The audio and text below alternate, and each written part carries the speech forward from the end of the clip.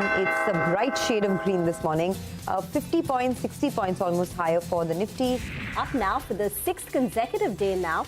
And the Nifty is holding up with a gain of nearly triple digits. The Nifty is in a cheerful mode. We have 103-point gain on the Nifty as we speak. The Nifty, by the way, is holding on to the morning gains. I mean, it's solid 90, 100 points, but it's not incrementally added anything.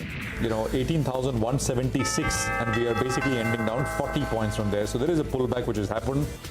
Hello and welcome to Markets Today, the show where we track 6 hours of the day's trading action in 5 headlines. I'm Reema Tendulkar, and these are the headlines for the day. The Sensex and the Nifty gained for the 6th straight session to end at their highest level in 4 months. IT metal stocks lead with gains. Mid-caps outperform the blue chips. Kotak Mahindra Bank slips close to 1% despite a strong Q4. The bank reports record high net interest margins on a yearly basis. Managing Director and CEO Uday Kotak says the bank is betting on small acquisitions and is focused on creating sustained value proposition. A mixed month for Motown. Maruti, Bajaj Auto Eicher Motors post strong sales growth. Hero MotoCorp misses expectations. Weak CV sales impact Tata Motors' overall numbers. The Nifty Auto Index closes with a gain of over 0.5%. A slew of earnings in the financials drive moves. M&M Finance and IDFC First Bank gain after beating estimates, but RBL Bank slips on a lackluster show. All the Adani Group stocks gain except NDTV after SEBI seeks a 6-month extension from the Supreme Court to probe some of the charges made in the Hindenburg report. And here is the lineup of what we have for you in store today. It's a packed show. In Market Opinion, we've got Shailesh Rajbhan of Nippon India Mutual Fund. In Big Corporate Voices, Uday Kotak, MD CEO, Kotak Mahindra Bank, and Shashank Srivastava of Maruti Suzuki. But first up, markets. It was a good session for Dalal Street. The markets gained for the 6th straight day and ended at a 4-month high. The Nifty and the Sensex rose close to about 0.5 percentage point. IT metals lead from the front. Infosys saw a very smart gain. Mid-caps outperformed the blue chips. The mid-cap index was up nearly 1%. The banks underperformed mildly. Prashant is here with the day's trading action. Prashant? Well, it was a good day for bulls as we came out of a long weekend, but it was also a peculiar day. I'll tell you why. The market ended super strong. Bulk of the gains came in the first 40-45 minutes of trade. The high was made then, a little after 10 o'clock. Then, for the most of the session, the market did not do very much. It basically traded with those 90, 100, 110 points in gains before tapering off, starting at about 2:40 in the afternoon or so. And then we closed off the day's highest point. Similar is the case with the Bank Nifty as well. Looked about 0.5% strong for most of the session and finally ended with about a 0.25% gain on that one. Nifty gains coming through in names like ONGC, Tech Mahindra, HDFC Life. It was broad-based. I mean, even the names that I mentioned, there was nothing which kind of stood out in a very large way. But the broader market is where all the action is. Mid-cap and small-cap indices ending with, around 1% gains, and that tells you the story. The railway infrastructure stocks on your screen, RVNL, Ircon, etc., doing very well. And then a whole long list of names with volumes which participated. Wellspin Industries, Datamatics, Aarti Drugs, Newgen, lots of them on the back of numbers, others not. KEC, Devyani, Cochin Shipyard, Hoodco, Garden Reach, Satin Credit Care, and so on and so forth. I can go on because the list is really long that we had. Where does all the price action leave us? Well, today we've ended under the short-term resistance of 18,137. Around those levels is where we have ended. About 40 points off the last hour high. So the momentum in a way seemed like it was kind of stalling after non-stop gains that we had all of last 5 or 6 sessions. Tomorrow in the evening, we have the Fed decision to which we will react day after tomorrow. And I think that's the big global trigger as well, which markets will watch very, very closely. Back to you.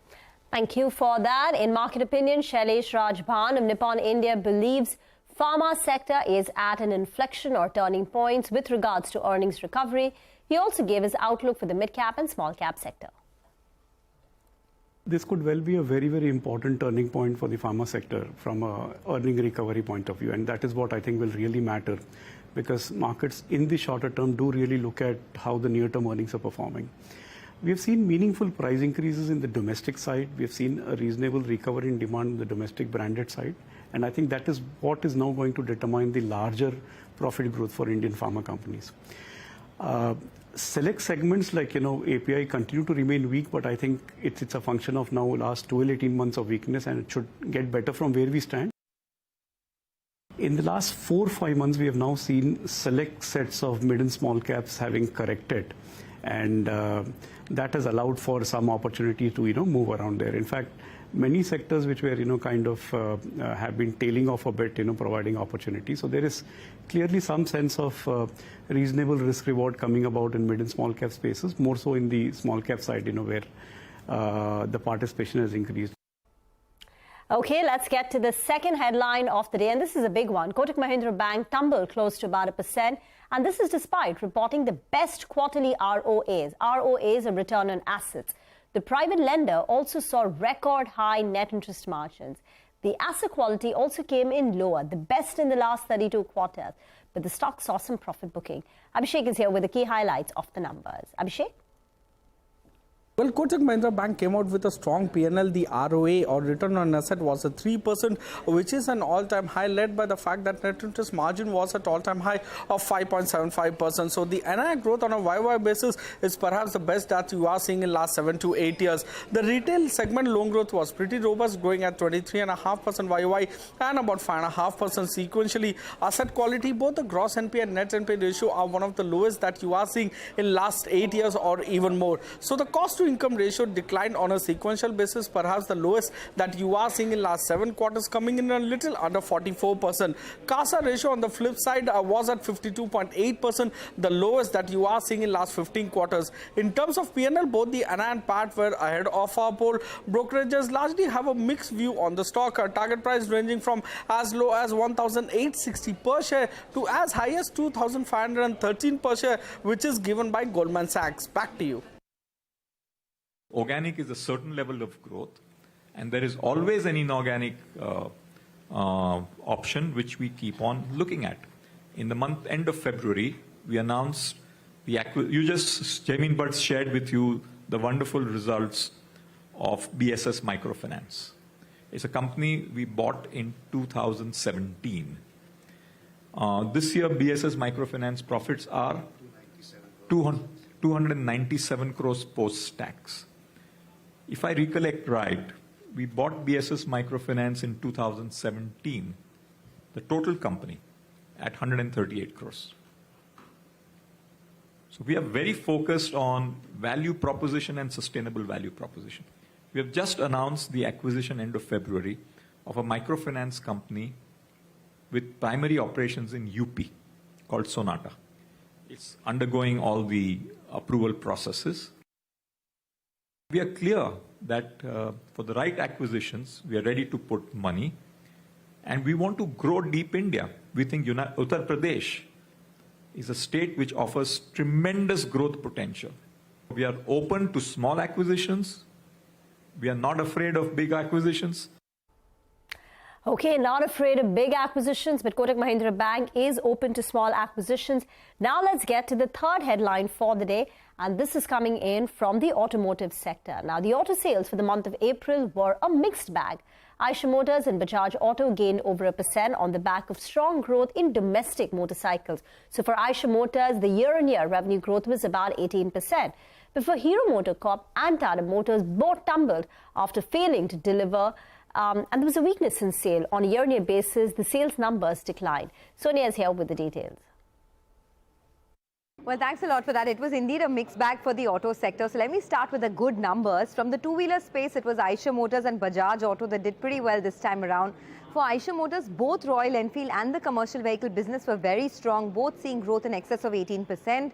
For Bajaj Auto, the stock in fact hit a fresh 52-week high after the domestic sales almost doubled on a year-on-year basis. However, exports continue to be under pressure, and that dragged the overall figure. Now for Maruti as well, it was not a bad showing, just that it continues to be in single digits. So total growth of 6.5%, led by an 8.5% growth in the domestic business.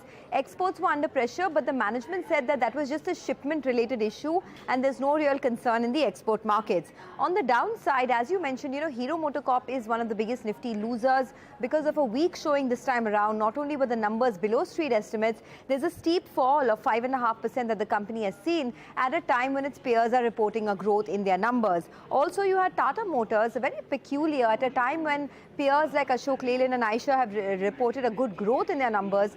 Tata Motors commercial vehicle sales were actually under pressure, total CV sales down 27%, and that dragged the overall performance with it. So this time around, you'd have to say it was a mixed bag from the auto pack. Back to you. However, on the retail side, we saw a little muted because, the overall retail was only 285,000 against about 276,000 of last year. So flattish numbers there. We haven't really revised our estimates for the industry. Still remains at 5 to 7% growth. So roughly 4.05 to 4.1 million is the projection still. And Maruti Suzuki, we expect the growth higher than the industry. January, we took the price increases. Also in April, by the way, most of the OEMs did in response to the BS6 Phase 2 norms and the OBD2 norms that kicked in from 1st April. Actually, the export numbers that is reported as shipment figures. Actual sales happen, after the ship reaches the destination, and then it goes to the distributor, and then to the dealers, and finally to the consumers. Normally, there is a 3-month lag.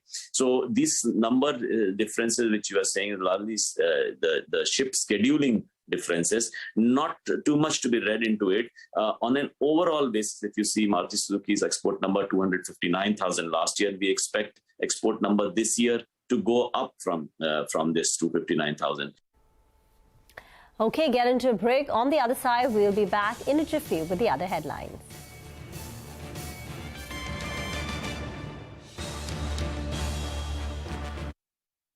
Yes, it's okay for us to nod for everything.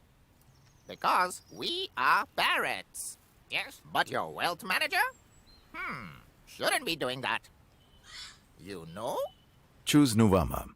We only do what's right for you and your money. Nuvama. Let's do it right. What if buildings could tell you how they could be more efficient? I'm listening. Well, with IBM, you can use software to help you connect and analyze data from heating and cooling to elevators to lights. What if we use AI-driven insights to pinpoint inefficiency? Yep, and act on it. Saving energy, money.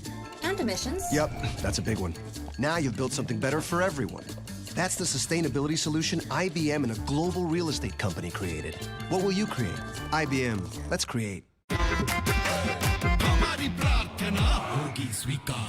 Z-Black Premium Agarbatti and Dhoop, official prayer partner, Delhi Capitals. 18 years of honoring excellence in business leadership. A stage that elevates peers into role models. A ceremony that ignites aspiration in young achievers. A congregation where the pioneers shape our nation's future. A celebration of leadership.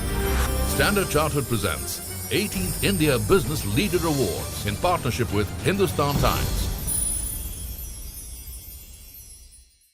Presented by Standard Chartered.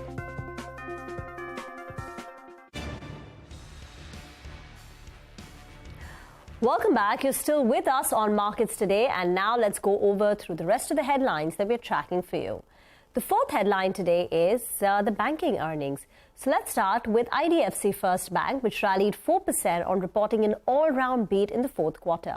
The bank's net interest margins came in at an all-time high level of 6.4%. M&M Finance also gained close to about 3% after meeting street estimates on profits and the net interest income. RBL Bank, on the other hand, slumped close to 4% after Q4 earnings were a bit subdued. Abhishek is here with a wrap. Abhishek. Well, the three lenders had a beat on our poll with respect to profitability. So to begin with IDFC First Bank, the asset quality has improved. Gross NPA ratio and net NPA ratio are the lowest in last 9 quarters. Deposit momentum was pretty strong, growing at 55% YOY and about 8.7% sequentially. The loan growth momentum also strong, more than 26% YOY and about 6.5% on a sequential basis. So the net interest margin was at all-time high of 6.4%. Other income also grew by more than 21% quarter-on-quarter, which led to robust growth in ROA as well. Cost-to-income ratio has seen improvement. It's a 7-quarter low of close to 69%. ROA improved to 1.4%, perhaps an all-time high in terms of quarterly ROA that the bank has recorded, and P&L is a beat on our poll both in terms of NI and PAT. Mahindra Finance, the P&L is a beat on our poll. AUM growth was pretty steady, growing at more than 26% YOY and about 6% sequentially. The spreads remain stable at 7.4% for FY23 versus about 7.4% that they had for 9-month FY23. Cost-to-income ratio, that was a 25-quarter high, coming in a little more than 45%. Operating profit did see a decline on a sequential basis because of higher OPEX that they had in this quarter. Asset quality has improved. Gross NPA ratio down to 4.5% versus 5.9% in the previous quarter. So the P&L, both in terms of NI and PAT, is a beat on our poll. RBL Bank is on operator performance was in line with expectation that sequentially it's expected to be a good quarter for the bank. Gross NPA and net NPA ratio are the lowest in last 9 quarters. Net interest margin was at 4-quarter high of 5%, led by yield or the movement in yield that you saw. So operating profits were down about 8.7% YOY and up about 4.7% sequentially.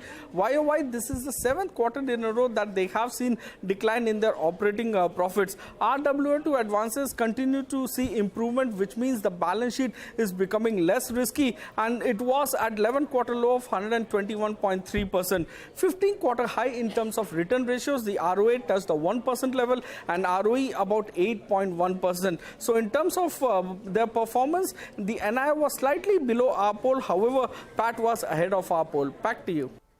Thank you very much for that. In other earnings, oil major BP reported stronger than expected profits in the first quarter. The British energy giant posted a net profit of $4.9 billion versus $4.8 billion in the previous quarter. But the stock price fell on the back of a slowing buyback program. The company announced a further share buyback of $1.75 billion, which it expects to complete prior to announcing its Q2 numbers. Remember, these numbers come on the back of whooping profits for the big oil company in 2022.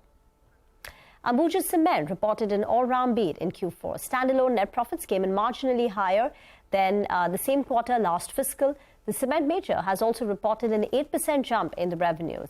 However, margins at 18.5% declined on a year-on-year basis. The company's total sales also came in ahead of street estimates.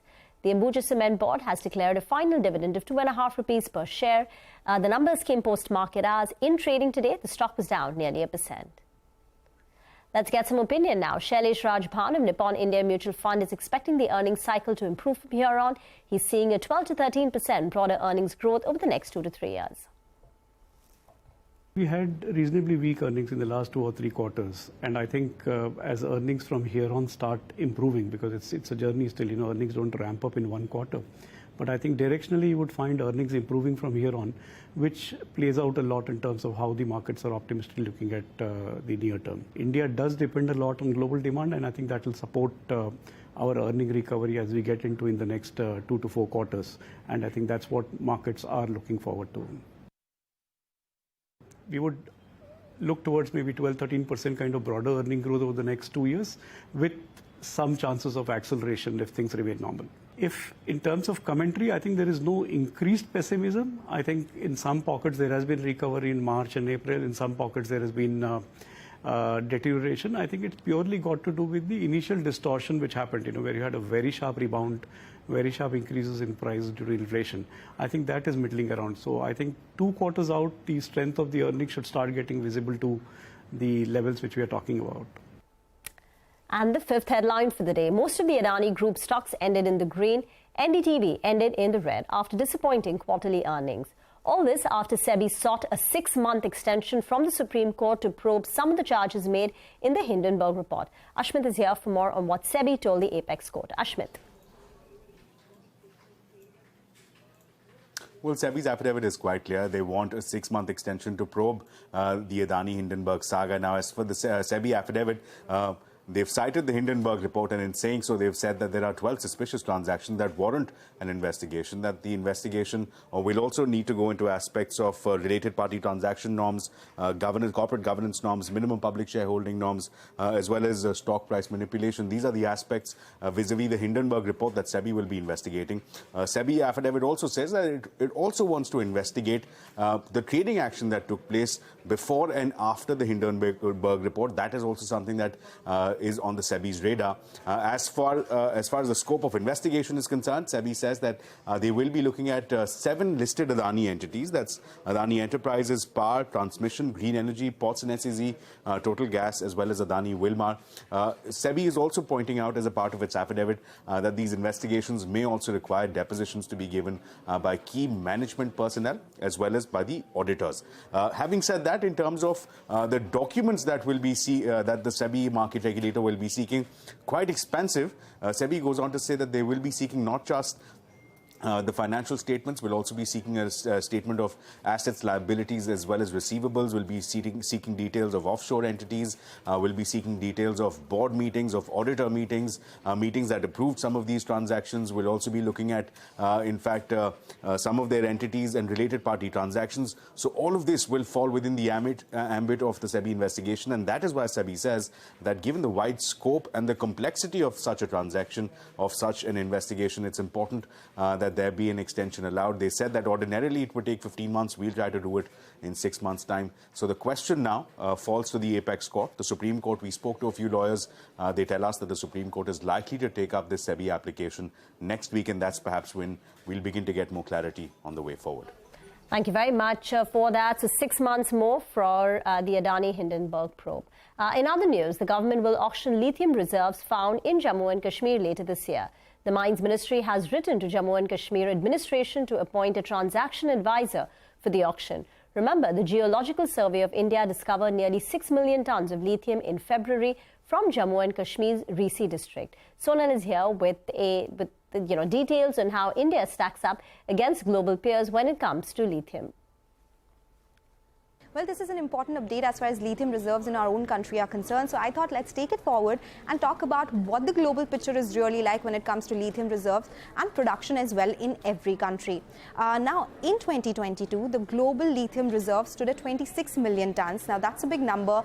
And if we talk about which country had how much reserve, Chile was the one which topped the list at 9.3 million tons. This is again in 2022. This was followed by Australia at 6.2, Argentina at 2.7, China at 2, USA at around 1 million tons, Canada similar amount 0.9 million tons, Zimbabwe, Brazil and Portugal anywhere between 0.25 to 0.3 million tons. Of course, if we put this into perspective, India's lithium reserves that the government says have been found in Jammu and Kashmir would be a big number as well. Now, in terms of percentage, of course, as I said, Chile is the one which contributes the most, around 36% of global reserves, Australia at 24%, we have Argentina at 10%, China contributes 8% to global lithium reserves, followed by US and Canada at 4%, and then there is others like the other countries that I mentioned earlier, around 13%. This is about the reserves. But how much is actually produced in these different countries? While Australia stands second when it comes to global reserves in terms of lithium, it is the top producer of lithium in the world. Total capacity in terms of production share, Australia has 47% production share of lithium, followed by Chile at 30%. China has around 15%. We have Argentina at 5%, Brazil at 2%, and Zimbabwe and the others at 1%. So that's the picture as far as lithium reserves and lithium production is concerned. Now, where is lithium really used? We've been talking about higher lithium demand coming in. So most of it is used in batteries at 74% of the total consumption, followed by ceramics and glasses, lubricating greases at 3%. Then we have something like air treatment, continuous casting. So the big demand that we are talking about lithium is really coming in from EVs, from the battery space. And that's why this space is something that everyone is watching out for. Thank you very much, Sonal, for that. With that, it's a wrap on this edition of Markets Today. Before we go, here is a quick programming note. Our award-winning show, Mad About Markets, is returning for its 4th season tomorrow. And on our season premiere, we turn the spotlight on big AI hype that has taken the tech world by storm. Man and machine fight. Who wins? My bet, Chacha Chaudhary. Because Chacha Chaudhary ka dimag computer se bhi tez chalta hai. Yes, we've all read that in magazines, but we're in the age of AI. Well, does Chacha Chaudhary keep up with that or not is a big question, but our company is keeping up with it or not, because every tech company's boardroom, that's the big discussion that takes place. Artificial intelligence. And the big disruption it can bring about to jobs and a lot more. Google, Meta, Microsoft, all of them betting big bucks on AI. Is AI a transformative technology or a threat to privacy and humanity? That is going to be our focus on Mad About Markets. Stay tuned, the season premiere soon.